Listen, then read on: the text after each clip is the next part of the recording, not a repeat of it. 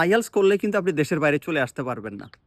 অনেকজনেই marketing policy হিসেবে বলে যে আইএলস দিলে দেশের বাইরে চলে যাওয়া যায়। আমি কিন্তু ব্যাপার সাথে টোটালি দ্বিমত পোষণ করি।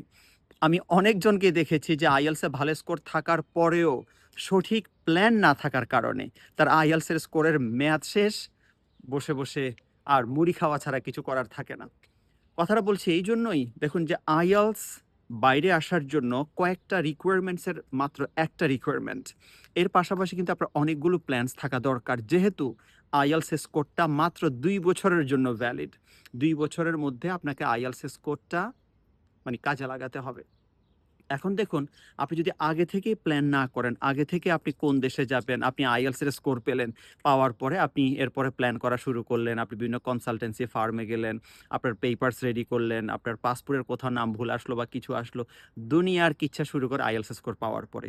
It's totally a wrong plan. এই প্ল্যান দিয়ে আপনি ভালো করতে পারবেন না। আপনি যদি দেশের বাইরে আসতেই চান, আপনি যদি মানে একবারে খুব ফুলি প্রমিসড যে না আমি দেশের বাইরে মুভ করবই, আমি বলব আপনি আইএলটিএস এর পাশাপাশি অবশ্যই আপনি আপনার ১ম কাজ হবে কোন ৩ টা দেশে যাবেন। আমি সবসময় আমার আইএলটিএস প্রাইভেট ব্যাচের স্টুডেন্টসগুলিকে বলি এটলিস্ট ৩ টা দেশ সিলেকশন করার জন্য। যে সেই ৩ টা দেশ সিলেকশন করবেন আপনি যে ক্রাইটেরিয়ার উপর ভিত্তি করে নাম্বার 1 আপনি যেই দেশে যাবেন, ওই দেশের সাথে আপনার যে সাবজেক্টে পড়ালেখা করেছেন, সেই সাবজেক্টের অ্যাভেইলেবিলিটি আছে কিনা। সেকেন্ডলি হলো ওই দেশের জব প্রসপেক্টস কেমন বর্তমানে। আপনি কি পার্ট টাইম জব করে বা আপনার মোটামুটি সারভাইভ করা সম্ভব কিনা। থার্ডলি আপনি দেখবেন ওই সাবজেক্টের ওই দেশে পড়ার পরে আপনার ফিউচার প্রসপেক্টটা কি। অ্যাটলিস্ট এই ৩ টা বেসিক জিনিস দেখে দেন আপনি ৩ টা দেশ সিলেকশন করবেন। ৩ টা দেশকে আপনি টপ প্রায়োরিটিতে রাখবেন।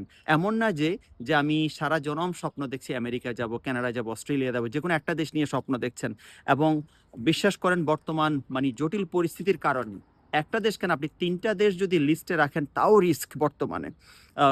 কারণ আমাদের দেশের স্টুডেন্টদের ভিসা ফাইল নিয়ে বিভিন্ন রকমের কনসালটেন্টরা যেহেতু বিভিন্ন ফেক ডকুমেন্টস দিয়ে রেডি করেছে দীর্ঘ বছর ধরে, এগুলো নিয়ে কিন্তু বিশ্বের বিভিন্ন দেশ বাংলাদেশি স্টুডেন্ট ফাইলসের উপর খুব বেশি ফেড আপ তারা। বারবার তারা সেগুলোকে জাস্টিফাই করছে। সো আপনাকে অবশ্যই একটা সেফ জোনে থাকার জন্য আপনি আইএলটিএস যখন প্রিপারেশন নিচ্ছেন ওই সময়ই আপনার কাজ হবে আপনি কোন দেশে যাবেন।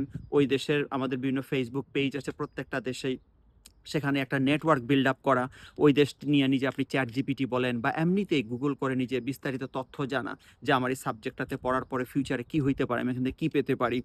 এই জিনিসগুলি আপনি ডেফিনেটলি করবেন, যেগুলি আমি আমার আইএলটিএস প্রাইভেট ব্যাচের স্টুডেন্টসগুলোকে আমার আইএলটিএস প্রাইভেট ব্যাচে যখন একজন স্টুডেন্ট ভর্তি হয় সেখানে আমি মাত্র ১৫ জন স্টুডেন্ট নেই এই জন্যই যেন প্রত্যেককে তার আইএলটিএস এর ভালো একটা প্রিপারেশন পাশাপাশি তার প্রোফাইলটা দেখে তাকে আমি একটা বেস্ট কাউন্সেলিং করতে পারি। আমি আইএলটিএস প্রাইভেট ব্যাচে ফি নিয়ে থাকি ৳২৫,০০০।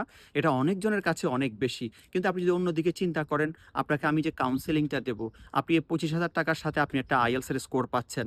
পাশাপাশি আপনি একটা দেশে যাওয়ার জন্য আপনার পুরো ফাইলটা আপনি প্রিপেয়ার করতে পারছেন। এর চেয়ে আর কি চান? একটা দেশের বাইরে যাওয়ার জন্য একজন কনসালটেন্ট ধরলে আপনার সর্বনিম্ন ৳১,০০,০০০ আপনার খরচ হয়। তো আমি কই ২৫,০০০ কই ১,০০,০০০ আপনার তো সেটা একটু বুঝতে হবে। সো আমি যে কাজটা করি আইএলটিএস প্রাইভেট ব্যাচে ভর্তি হলে তাদের একটা আমি সিভি নেই। নিয়ে তাদের জন্য আমি 1 to 1 বারবার সেশন করি। তার পুরো একটা তাকে প্রিপেয়ার্ড করে দেই যে সে কিভাবে তার নিজের ফাইলটা নিজে মানে প্রসেস করতে পারে। কোন দেশে যাবে, কোন সাবজেক্টে যাবে, প্রফেসরকে কিভাবে রিচ করবে, এসওপি কিভাবে লিখতে হতে পারে, তার সিভিটা কোন স্ট্যান্ডার্ডে বানাবে। এই জিনিসগুলি সবগুলি কিন্তু আমি আমার আইএলটিএস প্রাইভেট ব্যাচে বলে দেই। সো যারা আইএলটিএস প্রাইভেট ব্যাচ বা আমার আইএলটিএস স্টুডেন্ট না, তাদের জন্য আমি একটা আপনারা রিসেন্টলি অনেকজন আমাকে নক দিচ্ছেন যে, আপনারা আমার একটু কাউন্সেলিংটা নিতে চাচ্ছেন। কিন্তু আমি এখনো পর্যন্ত আমি আসলে কোনো প্রফেশনাল কনসালটেন্ট না। আমি আমার বাস্তব অভিজ্ঞতা থেকে দেখুন আমরা নরওয়েতে গিয়েছি, ফিনল্যান্ডে আসছি, আবার নিউজিল্যান্ডে আমাদের নিজস্ব আমার ওয়াইফ, আমার মাস্টার্স, আমাদের পিএইচডি, স্কলারশিপ সহ সবগুলো কিন্তু আমরা নিজেরাই ম্যানেজ করেছি। তো আমার সেই অভিজ্ঞতার আলোকে আমি জানি আর আমি এই লাইনে দেখুন আজকে প্রায় ২৫ বছর। যারা আইএলটিএস করায় তারা কনসালটেন্সি এই জিনিসগুলো এমনিতেই জানে। কারণ আমাদের আল্টিমেটলি কাজই তো হলো ফরেন ডিলিংস নিয়ে। তো আপনারা কেউ যদি এমন হয় যে আমার আইএলটিএস এর বাইরেও আমার সার্ভিস নিতে চাচ্ছেন, আমাকে কাইন্ডলি নক দিবেন। আমি একটা সেশন রাখবো। হাফ অ্যান আওয়ার, আধা ঘন্টার একটা সেশন থাকবে, ১ ঘন্টার একটা সেশন থাকবে। আপনি আপনার প্রয়োজন অনুযায়ী আমি আপনাকে সেই টাইমটা দেব। সেটা হবে পেইড, তবে আবার আহামরি কোনো টাকা নেব না যে যেটা আপনার জন্য অসাধ্য হয়ে যাবে। নামমাত্র একটা ফি নিয়ে আপনাদেরকে আমি সেই সার্ভিসটা দেব।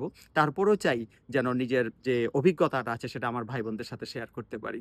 যারা ইন্টারেস্টেড তারা আমাকে নিচে আপনি লিখে আপনি আপনার মানে যে কোয়েরিজ জিনিসগুলো লিখে আমাকে নক করতে পারেন কমেন্টে। আমি আপনাকে রিচ করব ইনশাল্লাহ। ভালো থাকবেন। আসসালামু আলাইকুম।